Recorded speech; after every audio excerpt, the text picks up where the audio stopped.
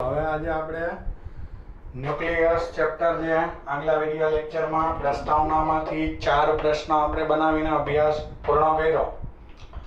આજના લેક્ચરમાં વિદ્યાર્થીઓ આપણે ન્યુક્લિયસ ચેપ્ટરના નવા પ્રશ્નો એટલે કે જે કણ ન્યુટ્રોનની શોધ થઈ હતી એનો પ્રશ્ન ભણવાનો છે. એટલે મારો પ્રશ્ન એવો છે, ન્યુટ્રોન કણની શોધ વિશેની સમજૂતી આપો. ન્યુટ્રોન કણની શોધ વિશેની સમજૂતી આપો એટલે વિદ્યાર્થી મિત્રો, ન્યુટ્રોન નામના જે કણ છે એ ન્યુટ્રોન નામના કણ વિશે તમારે મને સમજાવવાનું છે. એ કઈ રીતના શોધ થઈ છે એના વિશેની આજે આપણે માહિતી લેવાની છે. બરાબર છે? તો ચાલો ન્યુટ્રોન નામના કણના હું શોધ વિશે તમને માહિતી આપું. તો 1932 ની અંદર ચેડવિક નામનો વૈજ્ઞાનિક હતો. એ ચેડવિક નામના વૈજ્ઞાનિકે આ ન્યુટ્રોન નામના કણની શોધ કરેલી હતી.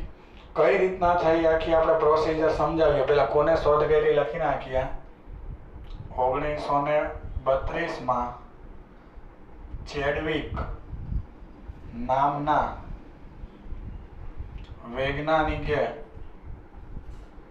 દર્શાવ્યું કે ન્યુક્લિયસમાં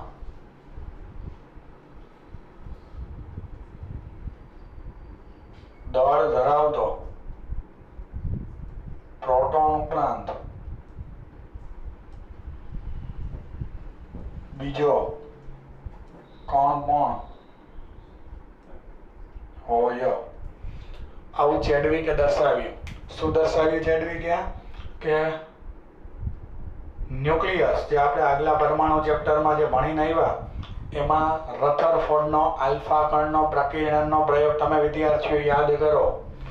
એ આલ્ફા કણના પ્રકીર્ણનના પ્રયોગથી રથરફોર્ડે 2 બાબત કીધી હતી. પહેલી કે અંદર ધન વીજભાર હોવો જોઈએ અને તે વખતે ધન વીજભારિત કણ એટલે કોણ હતા?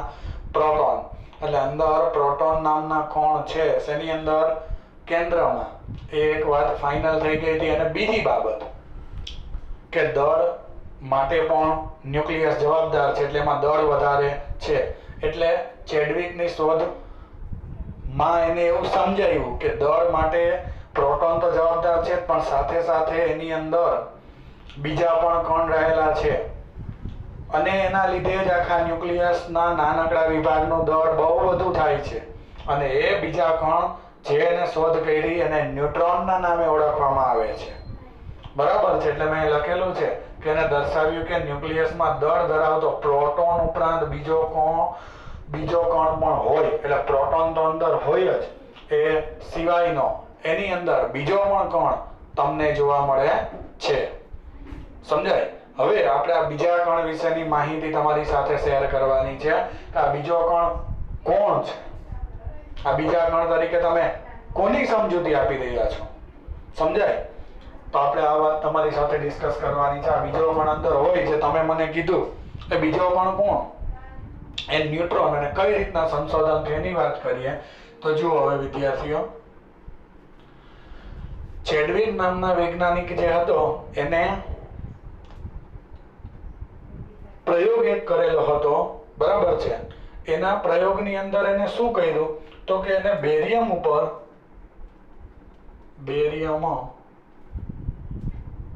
પર આલ્ફા કણનો એટલે બેરિયમ ઉપર એટલે બેરિયમના ન્યુક્લિયસ પર બેરિયમના ન્યુક્લિયસ પર આલ્ફા કણનો મારો ચલાવતા અવલોકન કર્યું કે એમાંથી જે છે ને શું અવલોકન કર્યું? આલ્ફા કણનો મારો ચલાવ્યો હતો તો એને અવલોકન કર્યું કે તેમાંથી વિદ્યુત ભાર રહિત વિકિરણ ઉત્સર્જન થાય છે. ઓકે વિદ્યાર્થીઓ, એને આવી વાત આપણી પાસે કરી. કે જે બેરિયમ છે એ બેરિયમ ઉપર તમે આલ્ફા કણનો મારો ચલાવો તો એ આલ્ફા કણ એટલે બેરિયમ જેનો પરમાણુ ક્રમાંક 56 છે, બરાબર છે, જેની ઉપર તમે આલ્ફા કણનો મારો ચલાવો એની ઉપર આલ્ફા વિકિરણ આપાત કરો તો એમાંથી કંઈક વિકિરણ આવી રીતના, દાખલા તરીકે આ ન્યુક્લિયસ છે, બરાબર છે, કોનો ન્યુક્લિયસ છે, આ બેરિયમનું ન્યુક્લિયસ છે, એની ઉપર આમ આલ્ફા કણનો તમે મારો ચલાવો, બરાબર છે, ચાલો મેં આલ્ફા કણનો મારો ચલાવી દીધો, ઓકે। હવે આલ્ફા કણનો મારો ચલાવો તો સામેની બાજુ જે છે ને આમ તટસ્થ વિકિરણ મળતા હતા, પ્રક્રિયાની અંતે તટસ્થ વિકિરણ મળતા હતા, બરાબર છે, તટસ્થ વિકિરણ મળતા હતા। તો હવે એને આ વિકિરણ ઉપર ફોકસ કર્યું છે, ઉત્સર્જાતા વિકિરણ ઉપર, બરાબર છે, જે ઉત્સર્જાતા વિકિરણ હતા એની ઉપર એને ફોકસ કર્યું, ઉત્સર્જાતા તટસ્થ વિકિરણ એમાંથી બહાર આવતા।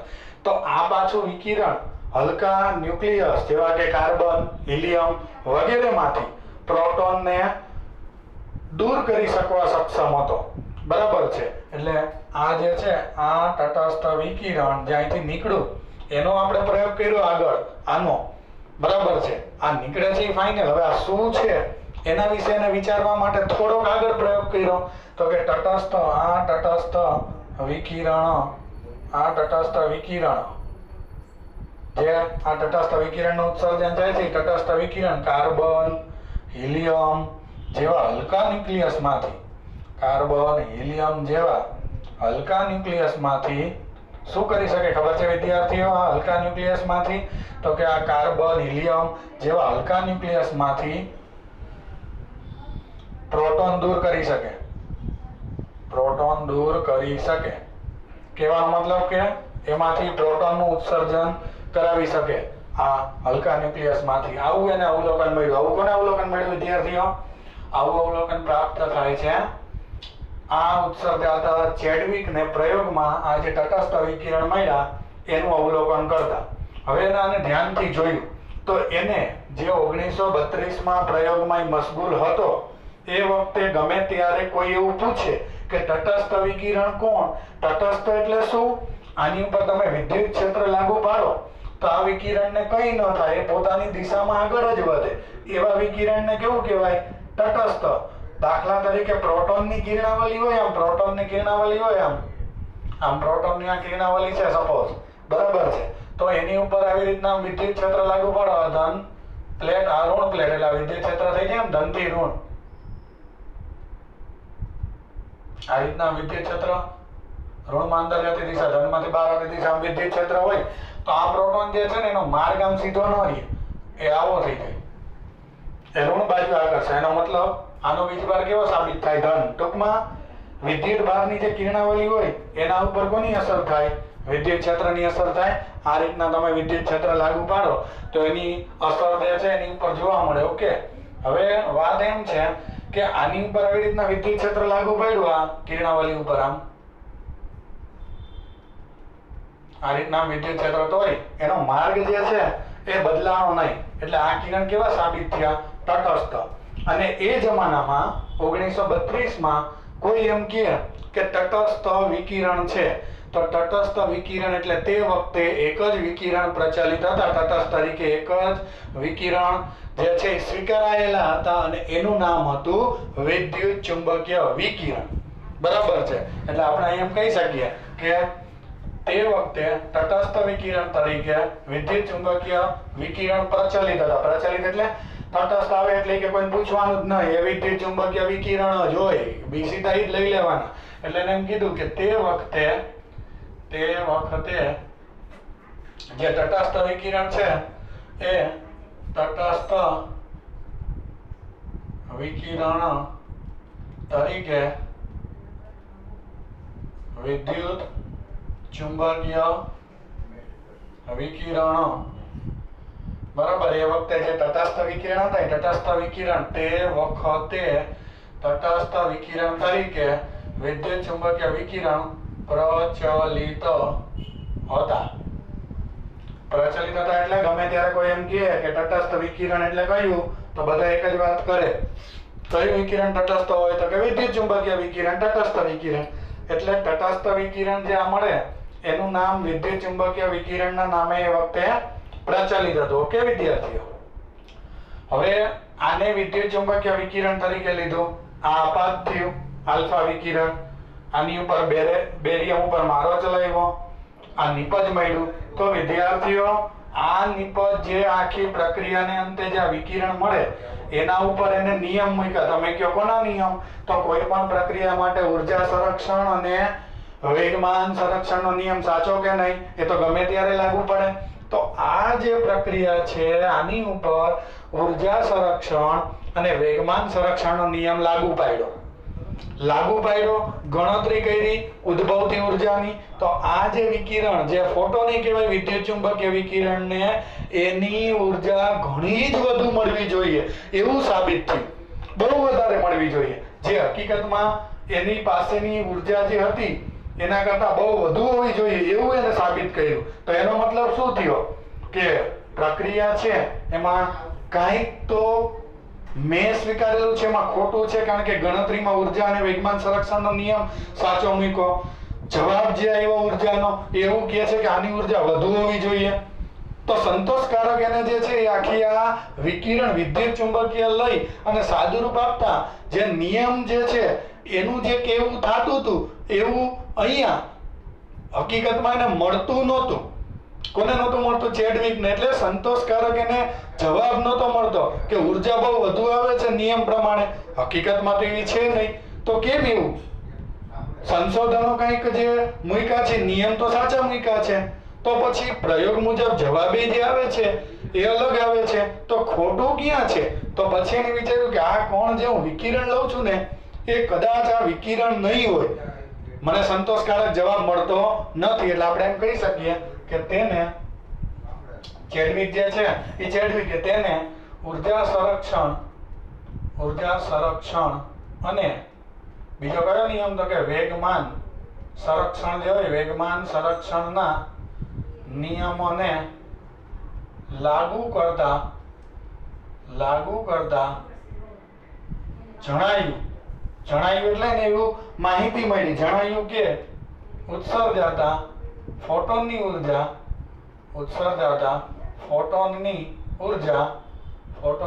ઘણી જ વધુ હોવી જોઈએ. બરાબર છે. જે બહાર આવે છે ફોટોન એની ઊર્જા એને ચેક કર્યું તો ઉત્સર્જાતા ફોટોનની ઊર્જા એને શું સાબિતીમાં મળ્યું? ઘણી જ વધુ હોવી જોઈએ. ઉપરાંત તેને તટસ્થ વિકિરણ તેને વિદ્યુત ચુંબકીય વિકિરણ લેતા સંતોષકારક જવાબ મળ્યો નહીં. તેને વિદ્યુત ચુંબકીય વિકિરણ લેતા સંતોષકારક જવાબ મળતો નથી. એટલે ટૂંકમાં બધી જ નિયમનું પાલન થાય એવો જવાબ મળતો નથી, સંતોષકારક ઉકેલ મળતો નથી. તો હું આ બધી ચર્ચા ઉપરથી શું કહેવા માંગતો હતો કે ચેડવિકને પહેલા તો એ વખતેના વિજ્ઞાન મુજબ તટસ્થ વિકિરણ એટલે વિદ્યુત ચુંબકીય વિકિરણ લેવાની જે છે એ જરૂરિયાત ઊભી થઈ. એને સ્વીકાર્યું, ચેક કર્યું તો ઉકેલ જે છે યોગ્ય મળતો નહોતો, નિયમો લાગુ નહોતા પડતા. તો એનો મતલબ શું થયો કે આ તો જગ જાહેર છે, આલ્ફા કણ તો મેં જ મારો ચલાવ્યો છે, એમાં કંઈ ખોટું નથી. પ્રક્રિયક નીકળે છે મને ખબર છે. તો એનો મતલબ કઈ જગ્યાએ ગોટાળો છે, ઉકેલ કેમ યોગ્ય નથી મળતો, કેમ ઊર્જા સંરક્ષણના નિયમ ખોટા પડે છે? તેનું કારણ બીજું કોઈ નહીં, આ જે નિપજ મેં સ્વીકારેલી હતી આમાં કંઈક ભૂલ છે. આ તટસ્થ વિકિરણ એ વિદ્યુત ચુંબકીય નથી. બરાબર છે. તો ઈ કે તટસ્થ વિકિરણ કોઈ દ્રવ્ય વિકિરણ છે. દ્રવ્ય વિકિરણ એટલે એમાં દળ ધરાવતો અને વીજભારની દ્રષ્ટિએ 0 હોય એવો કોઈક કોણ હોવો જોઈએ. અને એને એવું સ્વીકાર્યું ને કે આ દળ ધરાવતામાં કોણ હોય. તો આની જે ખરેખર જે ઊર્જા મળતી હતી અને ઊર્જા સંરક્ષણના નિયમથી સાબિત થતી હતી એ બે સરખી આવી.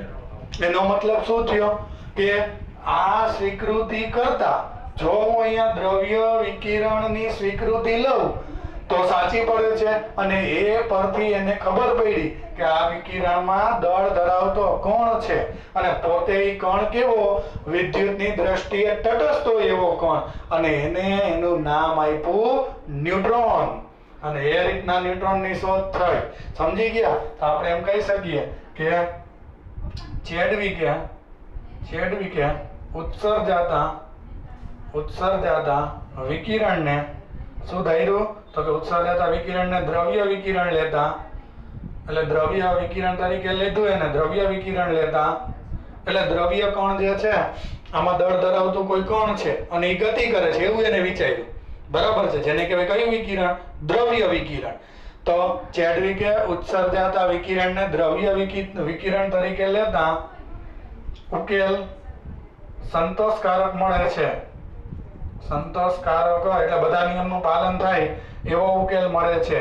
એને દ્રવ્ય વિકિરણ તરીકે લ્યો તો એ સંતોષકારક જવાબ આપે છે. પરિણામે આ જે કણ જે છે જે વિકિરણની અંદર હોય એના ઉપરથી એમ કીધું કે આ વિકિરણમાં દળ ધરાવતો કોઈ તટસ્થ કણ હશે. દ્રવ્ય વિકિરણ એટલે દળ ધરાવતા કણનું બનેલું વિકિરણ. તેમાં દળ ધરાવતો એટલે તેમાં એટલે શેમાં? જે વિકિરણ તટસ્થ બહાર નીકળે છે તટસ્થ વિકિરણ એમાં, તેમાં દળ ધરાવતો જે વિકિરણ બહાર નીકળે છે એમાં દળ ધરાવતો તટસ્થ,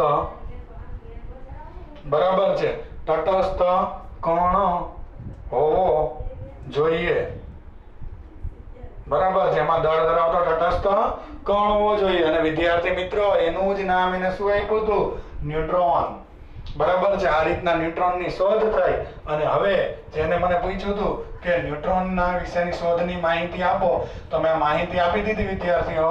અહીંયાથી મારો જે આન્સર ચાલુ થયો હતો એ, અને પછી એને ગણતરી કરીને એના દળની પણ ગણતરી કરી. આ કણને જેને શોધ કરી આ કણને ન્યુટ્રોન તરીકે ઓળખવામાં આવે છે. ન્યુટ્રોન તરીકે ઓળખવામાં આવે છે.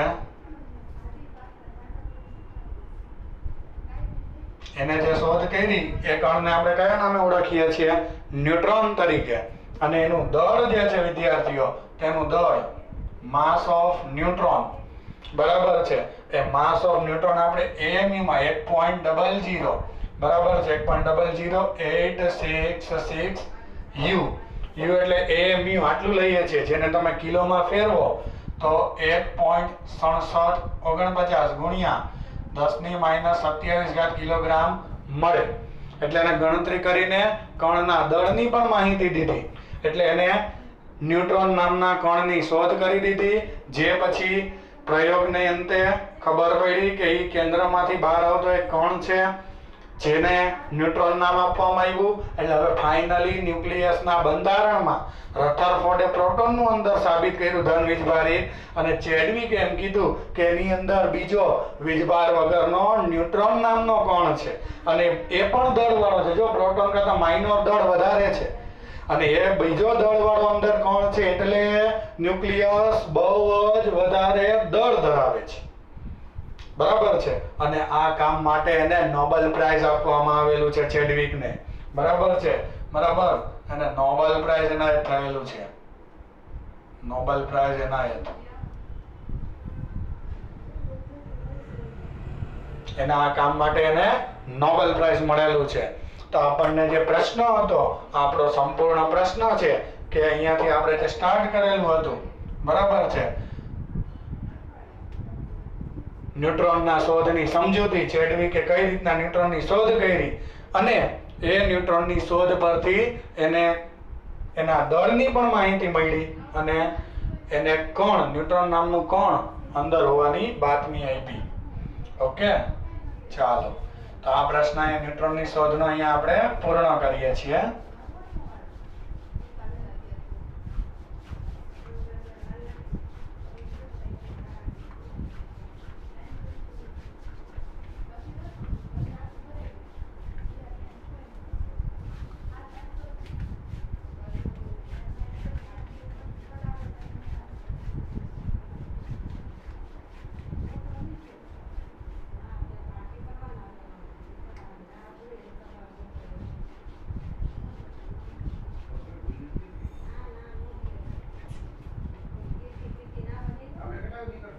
ચાલો હવે આપણે વાત કરીએ તો નેક્સ્ટ આપણો પ્રશ્ન છે, ન્યુક્લિયસ જે હોય એ ન્યુક્લિયસના અંદરના ભાગની અંદર, એટલે અંદરના ભાગની અંદર એટલે એના બંધારણ વિશે. તમારે સમજૂતી આપવાની છે એટલે આપણે પ્રશ્ન એમ લખી શકીએ કે ન્યુક્લિયસ સાથે સંકળાયેલા અગત્યના, બરાબર છે, ન્યુક્લિયસ સાથે સંકળાયેલ છે એ ન્યુક્લિયસ સાથે સંકળાયેલા અગત્યના પદની ચર્ચા કરો. ઓકે, જે તમારું ન્યુક્લિયસ તમે જે શીખી ગયા એની સાથે જે સંકળાયેલા પદ જે હોય એ પદની તમારે ચર્ચા કરવાની છે, બરાબર.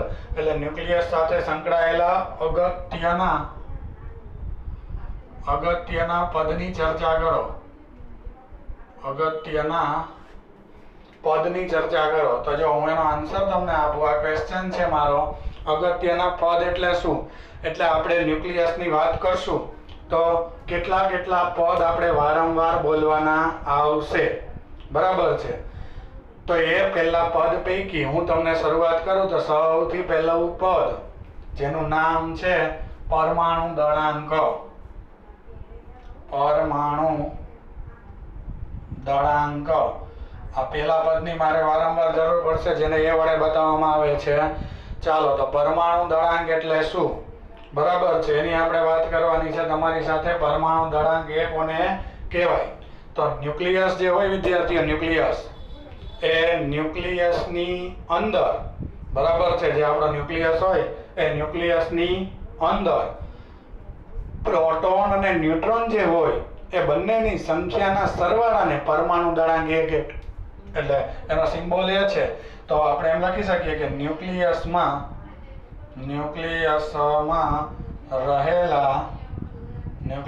રહેલા પ્રોટોન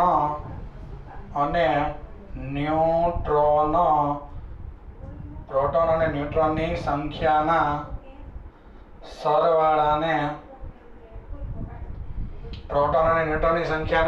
સરવાળાને પરમાણુ દળાંક એ કહે છે, બરાબર છે. પરમાણુ દળાંક એ કહે છે. એટલે વિદ્યાર્થીઓ, પ્રોટોન અને ન્યુટ્રોનની જે અંદર સંખ્યા હોય એ પ્રોટોન અને ન્યુટ્રોનની સંખ્યાને આપણે એ વડે બતાવશું, બરાબર છે. તો અહીંયા આપણે પ્રોટોન અને ન્યુટ્રોન જે બે કણ હોય, ન્યુક્લિયસમાં બે કણ હોય, ખાસ યાદ રાખજો, એનો સરવાળો એટલે એ બરાબર શું થાય? એ બરાબર પ્રોટોન પ્લસ ન્યુટ્રોન. પ્રોટોન અને ન્યુટ્રોનની સંખ્યાના સરવાળાને, બરાબર છે, આપણે શેના નામે ઓળખી શકશું? પરમાણુ દળાંક.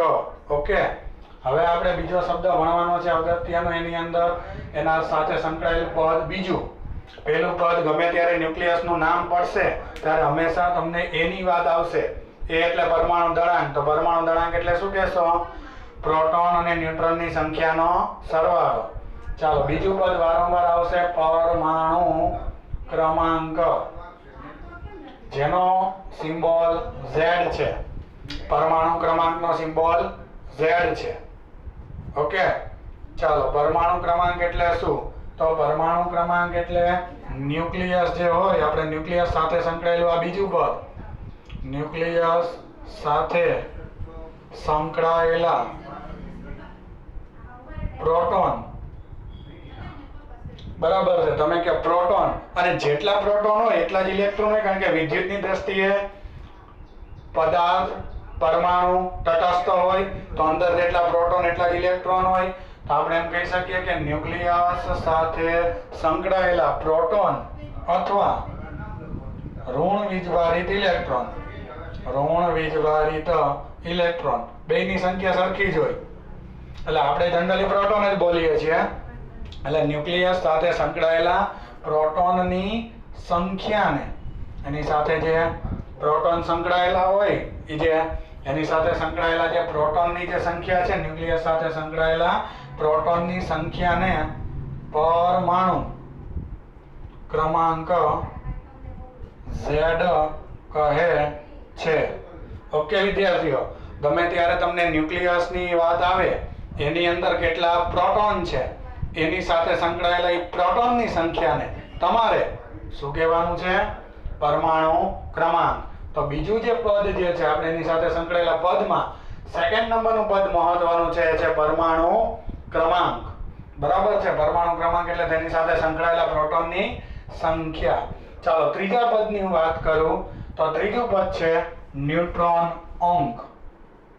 ન્યુટ્રોન અંક જેને n વડે બતાવાય. ચાલો ન્યુટ્રોન અંક એટલે શું? બરાબર છે. તો ન્યુટ્રોન અંક એટલે કે ન્યુક્લિયસ જે હોય એ ન્યુક્લિયસમાં રહેલી સંખ્યાને ન્યુટ્રોન અંક કહેવાય. બરાબર છે. ન્યુક્લિયસમાં રહેલા કોની સંખ્યાને? ન્યુટ્રોનની સંખ્યાને કઈના નામે ઓળખશો? ન્યુટ્રોન અંક કહેવાય. તો આપણે એમ કહી શકીએ કે ન્યુટ્રોન અંક એટલે શું? કોઈ એવું પૂછે તો આપણે ન્યુટ્રોન અંકની અંદર શું લખી શકીએ? તો આપણે એમ કહી શકીએ કે ન્યુક્લિયસમાં રહેલા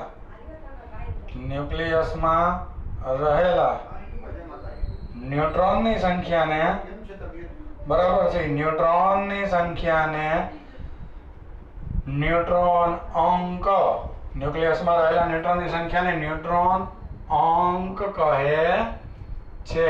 બરાબર. એની અંદરના ન્યુક્લિયસમાં ન્યુટ્રોનની સંખ્યાને ન્યુટ્રોન અંક કહેવાય. તો આ કયા નંબરનું પદથી મહત્વનું? ત્રીજું. ચાલો ચોથા પદની વાત કરીએ. આ બધા પદ હું એના માટે સમજાવું છું કે જ્યારે ન્યુક્લિયસમાં શબ્દ પછી હું પરમાણુ દળાંક બોલું, પરમાણુ ક્રમાંક બોલું, ન્યુટ્રોન અંક બોલું તો તમારા મગજમાં એ વાત હોવી જોઈએ. ચાલો હવે ન્યુટ્રોન અંક જોતો હોય પછી આપણે ચોથા પદની વાત કરીએ ન્યુક્લિયસની ચર્ચામાં. હવે મારે પરમાણુ દળાંક જોતો હોય તો ન્યુટ્રોન અંક જોતો હોય તો કઈ રીતના મળે? તો જો આ એ છે એ પ્રોટોન ને ન્યુટ્રોનની સંખ્યાનો સરવાળો. એટલે આમ લખી શકું અહીં a બરાબર પ્રોટોનની સંખ્યા z અને ન્યુટ્રોનની n કહેવાય. પ્રોટોન અને ન્યુટ્રોનની સંખ્યાનો સરવાળો એટલે a વત્તા z લખાય. ઓકે. આમાંથી ન્યુટ્રોનને સૂત્રમાં કરતા બનાવો તો z આ બાજુ આવે તો ન્યુટ્રોન અંક n બરાબર શું થાય? a minus z. તો ન્યુટ્રોન અંક દળાંકમાંથી પ્રોટોનની સંખ્યા બાદ કરી નાખો તો આપણને તો પણ ન્યુટ્રોન અંક જે આ પદ છે આ ન્યુટ્રોન અંક આપણને પ્રાપ્ત થઈ જાય. બરાબર છે. તો આ ન્યુટ્રોન અંક શોધવાની રીત. ચોથું મહત્વનું પદ જેનું નામ છે ન્યુક્લિયોન. ચાલો ન્યુક્લિયોન કોને કહેવાય? ન્યુક્લિયોન નો મતલબ શું? ઘણી વખત આપણે ન્યુક્લિયોન તરીકે વાત કરતા હોઈએ તો ન્યુક્લિયોન એટલે ન્યુક્લિયસમાં વસવાટ કરનાર કોણ? બરાબર છે. ન્યુક્લિયોન એટલે ન્યુક્લિયસમાં વસવાટ કરનાર કોણ? તો વસવાટ કોણ કરે છે? પ્રોટોન અને ન્યુટ્રોન બંને. તો પ્રોટોન અને ન્યુટ્રોન બંનેને સંયુક્ત નામ ન્યુક્લિયોન તરીકે ઓળખી શકાય. સંયુક્ત નામ એટલે ન્યુક્લિયોન એમ કહીએ કે ન્યુક્લિયસમાં ન્યુક્લિયોનની સંખ્યા કેટલી? એટલે ન્યુક્લિયોન એટલે પ્રોટોન ને ન્યુટ્રોન બેયને ગણાય અને બેયના સરવાળોને ન્યુક્લિયોન કહેવાય. એટલે પ્રોટોનને પણ ન્યુક્લિયોન કહેવાય કારણ કે જે ન્યુક્લિયસમાં વસવાટ કરે એ ન્યુક્લિયોન. તો ન્યુક્લિયસમાં ન્યુટ્રોને વસવાટ કરે અને પ્રોટોને કરે. તો પ્રોટોન અને ન્યુટ્રોન બંનેને ન્યુક્લિયોન તરીકે એક જ નામથી ઓળખી શકાય. તો આપણે એમ કહી શકીએ કે પ્રોટોન અને ન્યુટ્રોન જે અંદર રહેલા હોય એ પ્રોટોન અને ન્યુટ્રોન બંનેને સંયુક્ત રીતે ન્યુક્લિયોન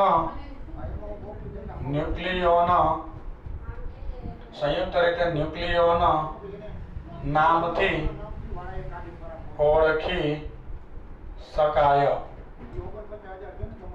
બરાબર છે. એટલે કહેવાનો મતલબ કે એને તમે ન્યુક્લિયોન નામથી ઓળખી શકો. એટલે પ્રોટોન અને ન્યુટ્રોન બંનેને સંયુક્ત રીતે ન્યુક્લિયોન નામથી ઓળખી શકાય. સંયુક્ત એટલે બેયનું નામ ન્યુક્લિયોન છે. બંનેનું તમે ન્યુક્લિયોનના નામે ઓળખી શકો. બરાબર છે. તો આપણને જે પ્રશ્ન પૂછ્યો હતો કે સંકળાયેલા પદ કયા કયા, તો એ સંકળાયેલા પદની અંદર આપણે તમને કેટલા પદ બતાવી શકીએ? તો દળાંક, ક્રમાંક, ન્યુટ્રોન અને ન્યુક્લિયોન. હવે આ ઉપરથી પરમાણુને રજૂ કરવાની હું તમને રીત શીખડાવું એટલે ન્યુક્લિયસને રજૂ કરવાની. તો જો વિદ્યાર્થીઓ ન્યુક્લિયસને રજૂ કરવાની રીત. ચાલો એ આપણે હવે અહીંયા ઉપર લખીએ એટલે આપણી સામે જે બધા પદ છે એ અહીંયા સામે આવે. તો આપણે ન્યુક્લિયસને રજૂ કરવાની રીતની વાત કરીએ. એટલે ન્યુક્લિયસને તમે કોઈ પણ જગ્યાએ કઈ રીતના રજૂ કરી શકો. ન્યુક્લિયસને રજૂ કરવાની રીત. ન્યુક્લિયસને રજૂ કરવાની રીત. ન્યુક્લિયસને રજૂ કરવાની રીત એટલે વિદ્યાર્થીઓ ન્યુક્લિયસને તમે કઈ રીતના ડિસ્ક્રાઇબ કરી શકો. બરાબર છે. તો જુઓ x z a બરાબર છે. કોઈ પણ ન્યુક્લિયસને તમે સિમ્પલ આ રીતના જે મેં કીધું છે એ મુજબ રજૂ કરી શકો. બરાબર છે. આ આપણે ન્યુક્લિયસને રજૂ કઈ રીતના કરે આટલા બધા પદ આપણે એની સાથે સંકળાયેલા 4 ભણ્યા. તો એના એ જ પ્રશ્નની અંદર તમને બીજી વાત એ કે ન્યુક્લિયસને કઈ રીતના તમે ડિસ્ક્રાઇબ કરી શકો, રજૂ કઈ રીતના કરી શકો. બરાબર છે. તો આપણે ન્યુક્લિયસને રજૂ કરવું હોય તો જુઓ આ x z a આ x દેખાણો આ x છે એ જે તે ન્યુક્લિયસ અથવા તો જે તે પરમાણુ એની સંજ્ઞા હોય.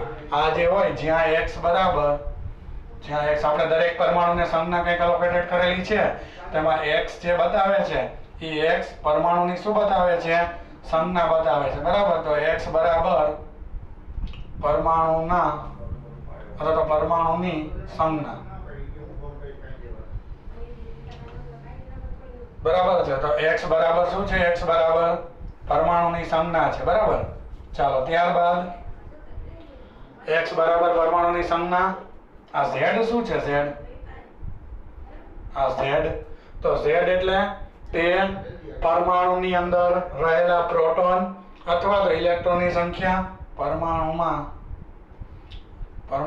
ન્યુક્લિયસમાં રહેલા પ્રોટોન અથવા ઇલેક્ટ્રોનની સંખ્યા બતાવે. અને એ શું બતાવે? એ એટલે પરમાણુ દળાંક. જે પ્રોટોન અને ન્યુટ્રોનની સંખ્યાનો સરવાળો બતાવે. એટલે તમને આખા ચેપ્ટરમાં આ રીતના બધે જ સંજ્ઞા તરીકે માહિતી રજૂ કરેલી હશે. અને કોની માહિતી હશે આ રીતના જે રજૂ થઈ હશે એ ન્યુક્લિયસને રજૂ કરવાની માહિતી છે. તમને કોઈ આ રીતના રજૂ કરે વિદ્યાર્થીઓ તો તમારે એને શું સમજવાનું છે? શું રજૂ થયેલું છે? આ રીતના રજૂ કરે ત્યારે તો આ રીતના રજૂ થાય એટલે સમજી લેવાનું કે અહીંયા જે હશે એ જે ન્યુક્લિયસની ચર્ચા થતી હશે એનો સિમ્બોલ એની સંજ્ઞા હશે. જો હું એક ઉદાહરણ આપું. આ આપણે જનરલ વાત કરી કે આ રીતના તમે ન્યુક્લિયસને લખી શકો, રજૂ કરી શકો. હવે એક ઉદાહરણ સાથે હું તમને રજૂ કરું. દાખલા તરીકે આપણે કાર્બનનું ન્યુક્લિયસ લઈએ. ઓકે. ચાલો તો કાર્બનના ન્યુક્લિયસને આપણે અહીંયા રજૂ કરવા માટે પ્રયત્ન કરીએ. જુઓ તમે દાખલા તરીકે આવી રીતના રજૂ કરું C612 ઉદાહરણ. તો જુઓ આ આપણે કોની વાત થઈ રહી છે? તો આ સિમ્બોલ છે જે ન્યુક્લિયસ ની વાત થતી હોય એના પરમાણુનો સિમ્બોલ છે. તો જ્યાં અહીં C = કાર્બન પરમાણુ ની સંજ્ઞા છે. એટલે જ્યાં C છે એ કાર્બન પરમાણુની સંજ્ઞા છે. એટલે અહીંયા કાર્બન પરમાણુની વાત થાય છે એવું તમે કહી શકો. બરાબર. 6 એટલે શું? આ નીચેનો જે અંક હોય ને Z કહેવાય. Z એટલે પરમાણુ ક્રમાંક. જે અહીંયા હમણાં સમજાયું એમ. બરાબર છે. તો Z બરાબર 6 જેને શું કહેવાય? પરમાણુ ક્રમાંક. એટલે આ ન્યુક્લિયસની અંદરની કઈ કિંમત આપે પરમાણુ ક્રમાંક? એટલે તેમાં પ્રોટોનની સંખ્યા અથવા તો ઇલેક્ટ્રોન બે સરખા છે. પ્રોટોનોની સંખ્યા 6 છે. સમજાય? કોઈ પણ ન્યુક્લિયસને આ રીતના આખા ચેપ્ટરમાં રજૂ કરે તો ઉપર 12. ચાલો આ 12 નો મતલબ શું? આ 12 શું બતાવે છે? તો કે એમાં રહેલા કોની સંખ્યા બતાવે છે? ટોટલ 12 એટલે એ સંખ્યા ન્યુટ્રોનની પરમાણુ દળાંક હોય તો આપણે એમ કહી શકીએ કે અહીં આ પહેલી બાબત C A બરાબર 12 છે. 12 એને પરમાણુ દળાંક કહેવાય. પરમાણુ દળાંક A બરાબર 12 એટલે પરમાણુ દળાંક 12 છે એનો. ઓકે. હવે તમારે ન્યુટ્રોન અંક જોતો હોય તો શું કરવાનું? આ ટોટલ સંખ્યા તો એમાંથી પ્રોટોનની બાદ કરી નાખવાની. તો એમ કહી શકાય કે અહીં જે આપણે આગલા પ્રશ્નમાં 4 પદ ભણ્યા, બરાબર છે, આ એક દાખલામાં કામ આવે એની માટે આપણે પ્રશ્ન રૂપે રજૂઆત કરેલી છે કે ગમે ત્યારે ન્યુક્લિયસને રજૂ કરવો હોય તો 4 પદ ભણ્યા. તો જો આટલા સિમ્બોલમાં ચારેય પદ આવી જાય એના બંધારણના, આ પ્રોટોનની સંખ્યા, આ જે ન્યુક્લિયસની વાત થાય છે એની, આ દળાંક જેને આપણે બતાવ્યા ન્યુટ્રોન અંક, અહીં ન્યુટ્રોન અંક, ચાલો ન્યુટ્રોન અંક એટલે આપણે એને n કહીએ છીએ, ન્યુટ્રોન અંકને n, તો n આમાં કેટલું એ આપણે અહીંયા કહેવાનું છે. તો ન્યુટ્રોન અંક n બરાબર કેટલું આવે જોવો જોઈએ. તો અહીંયા ટોટલ 12 છે, પ્રોટોન અને ન્યુટ્રોનની સંખ્યા 12. ઓકે, 12 ઇક્વલ ટુ એટલે આપણે આવું સૂત્ર ભણ્યા છીએ કે દળાંક બરાબર પ્રોટોન અને ન્યુટ્રોનની સંખ્યાનો સરવાળો. દળાંક કેટલો છે? 12 છે. z પ્રોટોનની સંખ્યા કેટલી છે? 6 વત્તા n m ના m, ન્યુટ્રોનની સંખ્યા m ના m, અને કરતા બનવાના આમ જવા દો. તો ન્યુટ્રોનની સંખ્યા કેટલી આવશે? 6. તો આને શું કહેવાય? ન્યુટ્રોન અંક, જે ન્યુટ્રોનોની સંખ્યા બતાવે. ટૂંકમાં હું કહેવા શું માંગુ છું કે આ પ્રોટોનની સંખ્યા હોય, આમાંથી આને બાદ કરો કારણ કે આ ટોટલ હોય, તો આમાંથી પ્રોટોનની કાઢ નાખો તો કોની વધે? ન્યુટ્રોનની. 12 માંથી 6 કાઢો એટલે 12 માંથી પ્રોટોન બાદ કરો, ટૂંકમાં n બરાબર આમે લખાય a - z, ન્યુટ્રોન અંક બરાબર છે. તો તમે આમે લખી શકો આ સૂત્ર પરથી કે 12 - 6 = ન્યુટ્રોન અંક. એટલે ન્યુટ્રોન અંક તમારે જોતા હોય, ન્યુટ્રોનની સંખ્યા જોતી હોય તો બાદ કરી નાખવાનું. ન્યુટ્રોનની સંખ્યા જોતી હોય તો 12 એટલે કે ઉપરના દળાંકમાંથી પ્રોટોનની સંખ્યા બાદ કરી નાખવાની. તો ચારે ચાર પદ એક આ સિમ્બોલથી મળી જાય, બરાબર છે. જે મેં પહેલા સિમ્પલ ઉદાહરણ આપ્યું, જનરલ ચર્ચા કરી કે અહીંયા સિમ્બોલ આપેલો હોય, નીચે પ્રોટોનની સંખ્યા, ઉપર ટોટલ દળાંક, અને એમાંથી પ્રોટોનની બાદ કરો એટલે અહીંયા એમ કહી શકાય કે અહીં ન્યુટ્રોન અંક n બરાબર કઈ રીતના મળી જાય? ન્યુટ્રોન અંક n બરાબર, તો હમણાં જે મેં સમજાવ્યું એમ ન્યુટ્રોન અંક n બરાબર એમાંથી z ને શું કરી નાખવાનું? બાદ. દળાંકમાંથી પ્રોટોનની સંખ્યા બાદ કરી નાખો એટલે તમને કયો અંક મળી જશે? ન્યુટ્રોન અંક. સમજાય? તો આપણી આ ચર્ચા ન્યુક્લિયસને કઈ રીતના રજૂ કરવું એ ન્યુક્લિયસને રજૂ કરવાની વાત હતી, બરાબર છે. તો તમે સંપૂર્ણ પ્રશ્ન બંધારણ સમજી ગયા પછી આની અરે પ્રશ્ન કન્ટિન્યુ અભ્યાસમાં રજૂ કરી શકો કે ન્યુક્લિયસનું બંધારણ, બરાબર છે, અને એ ન્યુક્લિયસના બંધારણ તથા ન્યુટ્રોન અંકની સમજૂતી આપો તો આ બધી જે સમજૂતી છે એ એના વિશેની છે. ઓકે, બંધારણ સાથે જ એને રજૂ કરવાની રીત પણ સમજી શકાય. ચાલો હવે આપણો નેક્સ્ટ જે ક્વેશ્ચન આપણે સમજવાનો છે એ નેક્સ્ટ ક્વેશ્ચન આપણો છે જે ન્યુક્લિયસ જે હોય, બરાબર છે,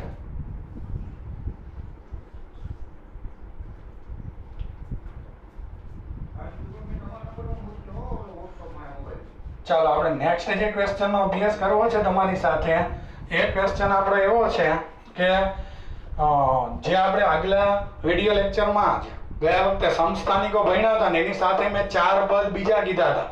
એટલે સમસ્થાનિક સિવાયના 3 પદ, આઇસોબાર, આઇસોમર, આઇસોટોન, ઓલું આઇસોટોપ્સ હતું. તો એના ઉદાહરણો તમે અમને આપો, એના વિશે વાત કરો.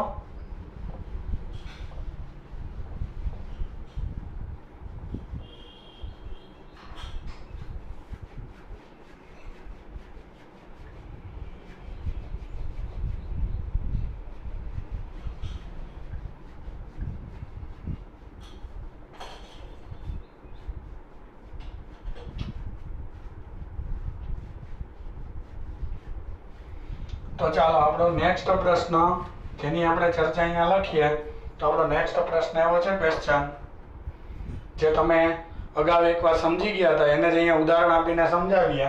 આઈસો ટોપ્સ, આઈસો બાર, આઈસો મર અને આઈસો ટોન સમજાવો. જો આ બાબત એક મહત્વની બાબત છે, આની અંદરથી તમને એમસીક્યુ પણ સમજતા અને ગણતા આવડશે કે કોને શું કહેવાય એ તમને બરાબર માહિતી હોવી જોઈએ.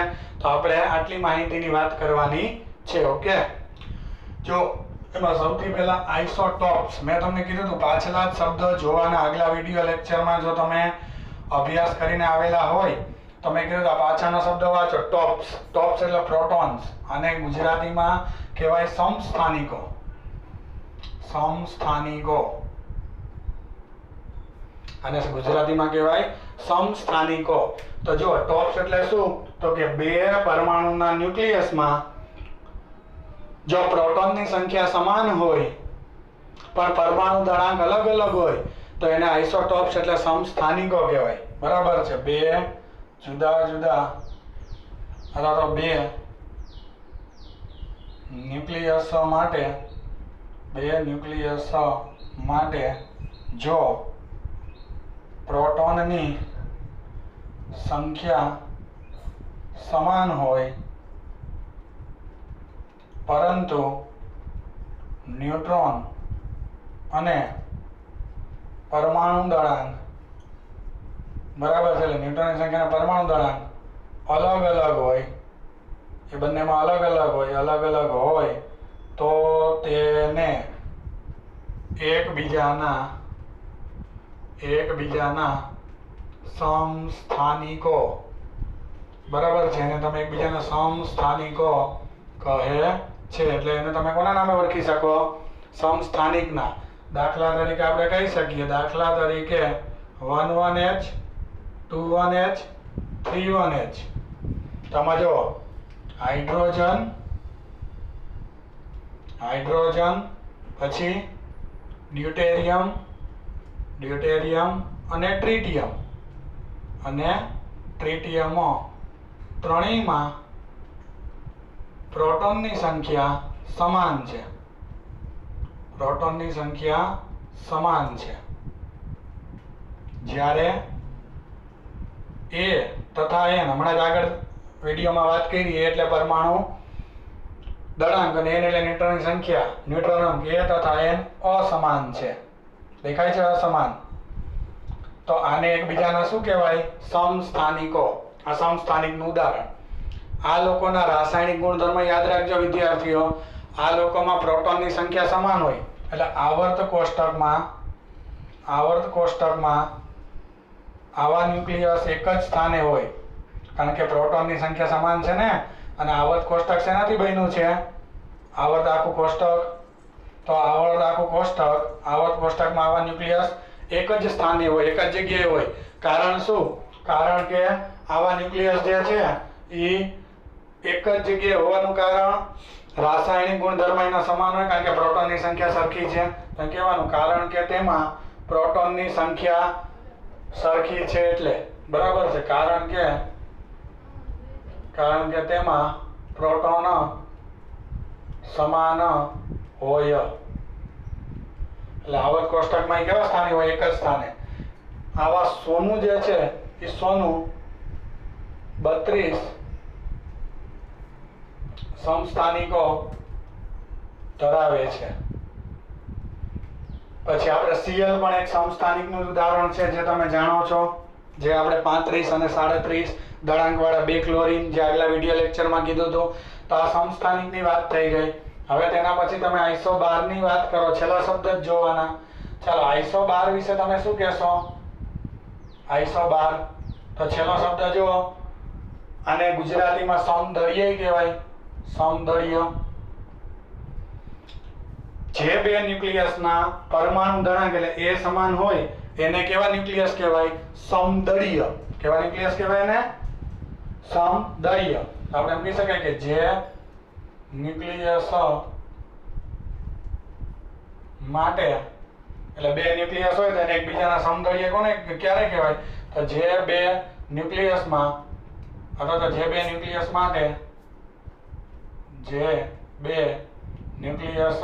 માટે શું સરખું હોય? પરમાણુ દળાંક એ સમાન હોય. પરમાણુ દળાંક એ સમાન હોય તેને એક બીજાના આઇસોબાર કહે છે. બરાબર? એને આઇસોબાર કહે છે, તેને એકબીજાના આઇસોબાર કહે છે. દાખલા તરીકે હું તમને ઉદાહરણ આપું તો 3,1H અને 3 He આ છે ટ્રિટિયમ અને આને કહેવાય હલકો હિલિયમ. તો બેયમાં જો 3 3 છે પરમાણુ દળાંક. જોવો છો અહીંયા પણ 3 બરાબર છે, અહીંયા પણ 3. એટલે આને એકબીજાના શું કહેવાય? આઈસોબાર સમદળીય કહેવાય. આને શું કહેવાય? એકબીજાના આઈસોબાર કહેવાય. બરાબર છે. આ શું છે? ટ્રિટિયમ અને હલકો હિલિયમ.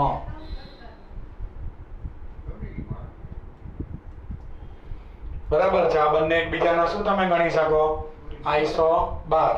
ચાલો લાસ્ટ બે બાકી છે, એમાં પહેલા તમને કહી દઈએ આઈસોટોન કોને કહેવાય. બરાબર છે. ચાલો આઈસોટોન કોને કહેવાય? આઈસોટોન. તો છેલ્લો શબ્દ આવ્યો ન્યુટ્રોન. તો જે બે ન્યુક્લિયસમાં ન્યુટ્રોનની સંખ્યા સરખી હોય તેને એકબીજાના શું કહી શકાય? આઈસોટોન. ટોન એટલે ન્યુટ્રોન, એમ યાદ રાખવાનું. ટોન એટલે ન્યુટ્રોન. ન્યુટ્રોન એટલે છેલ્લો શબ્દ ટોન. ન્યુટ્રોન આવ્યો એટલે ન્યુટ્રોનની સંખ્યા સરખી હોય. જે બે ન્યુક્લિયસ માટે ન્યુટ્રોનની સંખ્યા સમાન હોય, તેને એકબીજાના શું કહે છે? તેને એકબીજાના આઈસોટોન કહે છે. સમજાઈ ગયું? ઓકે, એનું ઉદાહરણ હું તમને આપું અહીંયા. ચાલો પછી છેલ્લા આઈસોમર એક જ ભણાવવાનું છે, જે તો સિમ્પલ છે.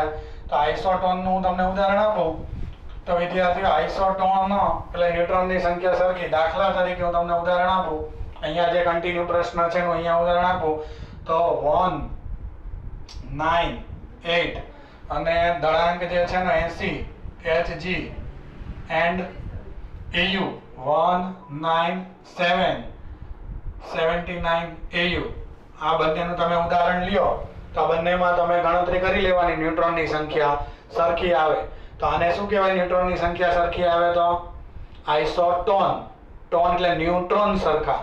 અને સૌથી છેલ્લી વાત આઈસોમર.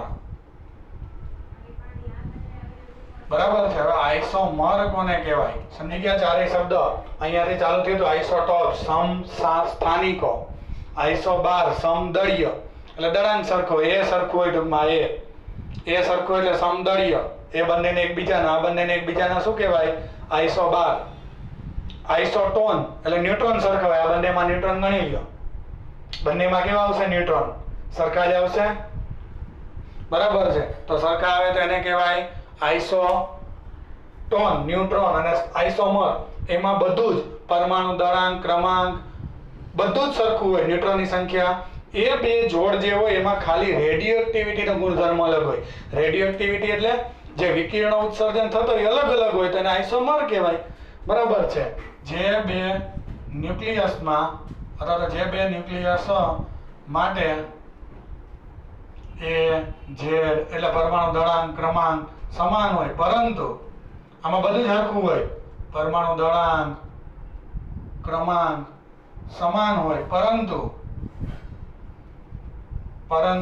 આ બંને ન્યુક્લિયસને તમે એમ રાખો તો એમાં રેડિયો એક્ટિવિટીનો ગુણધર્મ અલગ હોય. પરંતુ રેડિયો એક્ટિવિટીનો ગુણધર્મ અલગ એટલે જુદો હોય, અલગ હોય, તો એને શું કહેવામાં આવે છે? આઈસોમર. બરાબર છે. એટલે ખાસ યાદ રાખજો, આઈસોમરમાં માત્ર ને માત્ર શું અલગ?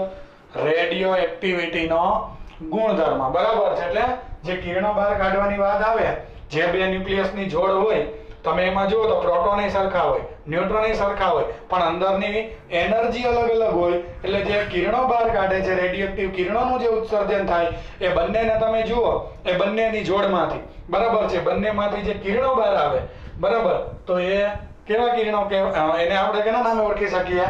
તો કે એને આપણે ઓળખી શકીએ આઈસોમર. બરાબર છે. એટલે દળાંક ક્રમાંક સરખા હોય એવી જોડો જ્યાં તમને આપી કે આ બે જોડ કઈ છે તો તમારે જોવાનું દળાંક ક્રમાંક સરખા હોય પણ એ રેડિયોએક્ટિવિટીનો ગુણધર્મ અલગ ધરાવે. એટલે એકમાંથી આલ્ફા, એકમાંથી બીટા એવા અલગ કિરણોનું ઉત્સર્જન થતું હોય તો એને તમે કોના નામે ઓળખી શકો છો? આઈસોમર.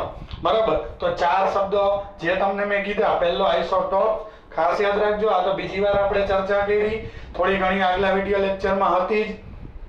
આઈસો બાર, છેલ્લો શબ્દ યાદ રાખવાનો, બાર એટલે સમદળીય હોય. ત્યાર પછી ટોન એટલે ન્યુટ્રોન હોય, ન્યુટ્રોન સમાન હોય તેને એકબીજાના આઇસોટોન કહે છે. એનું આ ઉદાહરણ મેં તમને લેવડાવી દીધું છે. આ બંનેમાં ન્યુટ્રોન તમારે જોઈ લેવાના, સરખા જ આવશે.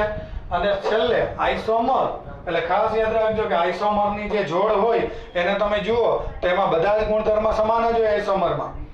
બરાબર, પ્રોટોન ને ન્યુટ્રોન સરખા જ જોવા મળશે, ખાલી કિરણો જે બહાર નીકળે રેડિયોએક્ટિવ કિરણો અલગ અલગ ઉત્સર્જાતા હોય. ઓકે, તો આ પ્રશ્નને આપણે અહીંયા પૂર્ણ જાહેર કરીએ છીએ. ઓકે.